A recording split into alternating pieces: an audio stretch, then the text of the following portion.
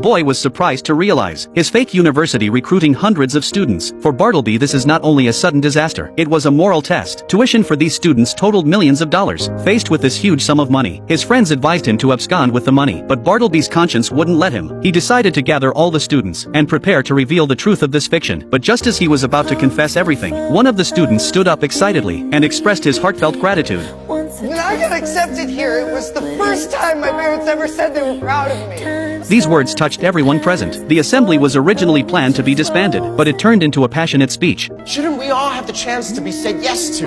At South Harmon, we say yes to you. We say yes to your hopes. We say yes to your dreams. We say yes to your flaws. So welcome. Welcome to South Harmon Institute of Technology.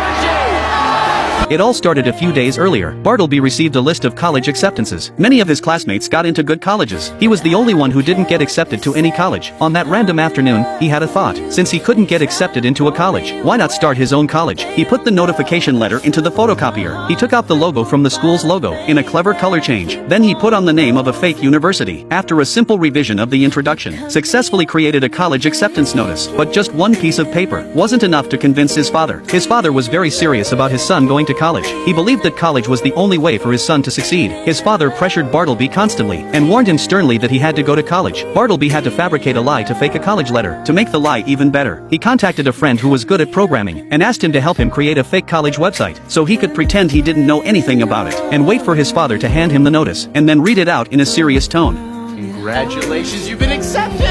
His mother's eyes glistened with tears of excitement. He expressed his joy with a warm embrace, but in the midst of this cozy atmosphere, his father's eyes showed a hint of doubt. Bartleby wisely took out the fake website created and skillfully defused the crisis. The father thought it was a good college, so the next day, he handed Bartleby a check for the entire first semester, and it was paid in full. Before he left, his father had a surprise for him. On the day the new semester began, the whole family would accompany Bartleby to college. It was then that Bartleby realized that he was in an impossible situation. He rushed to gather his friends to discuss what to do. He hoped to find a place to pretend to be a college, the only real college-bound read. He was at his wit's end about it, and while they were at a loss, a girl came up with a bold idea. She led the group to an abandoned mental hospital. When they pushed open the dusty doors, there were ruins in front of them. Bartleby was ready to fix the rickety ceiling, yet just as he reached out, a dry body suddenly crashed down. Reed huddled in the corner in terror. His screams echoed through the halls, trying to mask the fear with this piercing note. Bartleby, on the other hand, seemed remarkably calm. After calming his nerves, they began their intense and hectic work. First, they removed the perimeter fence, then they cleaned out the entire space. After days of hard work, South Harmon Institute of Technology finally took shape.